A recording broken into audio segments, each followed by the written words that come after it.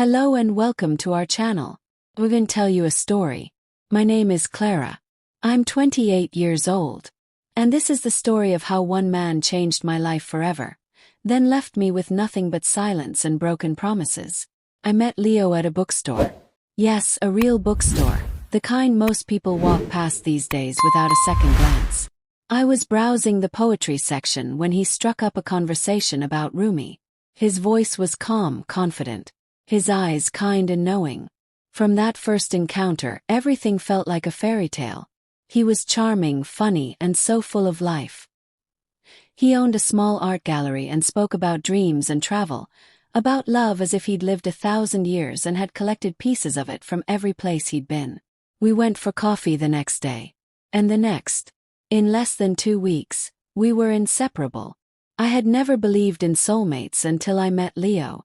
He made me laugh like no one else. He'd send me little love notes during the day. He'd make me dinner and play soft music while we danced barefoot in the kitchen. For the first time I felt like someone truly saw me. Not just the girl who worked long hours at the hospital. Not just the daughter who always did what was expected.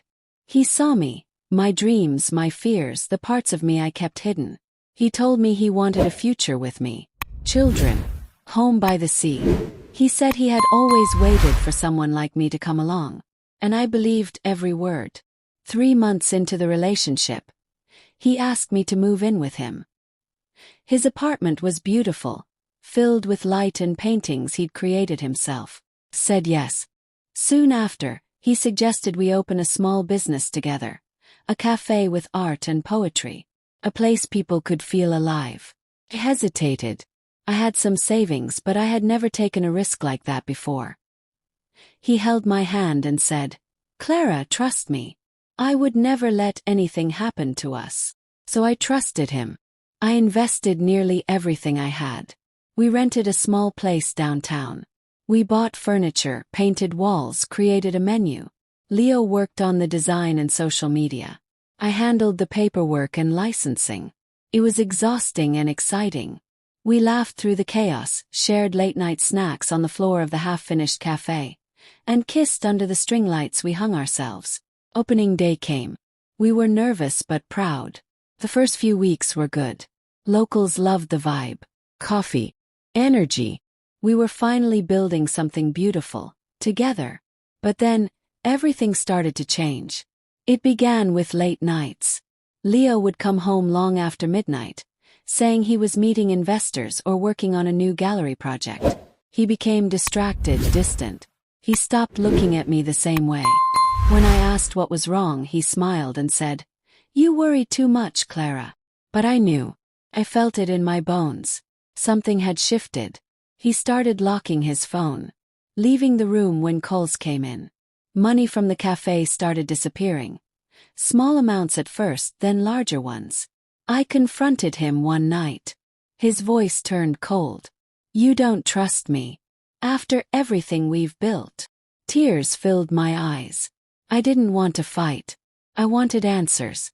He said he needed space. 3 days later he was gone. No note.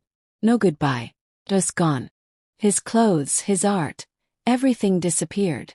So did the rest of our business account. I was left with bills, a half-empty cafe, and a heart that felt like it had been ripped open. I tried calling, messaging, asking his friends. No one had seen him. It was like he had vanished. I reported the theft, but nothing came of it.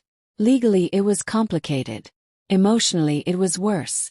My family told me to forget him. My friends said I was foolish for giving so much. But they didn't know how he made me feel. They didn't know the Leo the first met in that bookstore. The man who whispered poems in my ear. Who made me believe in forever. Closed the cafe. I couldn't run it alone. My savings were gone. I moved back into a small apartment, picked up extra shifts at the hospital, and tried to rebuild my life. Some nights, I still hear his voice in my dreams. Not because I miss him, but because I'm still haunted by the question, was any of it real? Months passed. Then, one morning I received a letter. No return address. Just my name on the front. Inside was a note. "I'm sorry, Clara. I never meant to hurt you. I loved you, but I was running from a past I never told you about. You were the only light in my life. Please don't let my darkness dim yours. L. I held that paper in my hands for a long time. It didn't fix anything, but it gave me something I needed. Closure. I'll never understand why he did what he did. But I know this. I will never again apologize for loving someone with my whole heart. And someday I'll open that cafe again. But this time it will be mine alone. Because I may have trusted the wrong person. But I haven't stopped believing in love. I hope you enjoyed this story. Have you ever experienced? Share your stories with us in the comments below. Don't forget to like and subscribe for more stories and adventures. Thanks for watching, and we'll see you in the next video.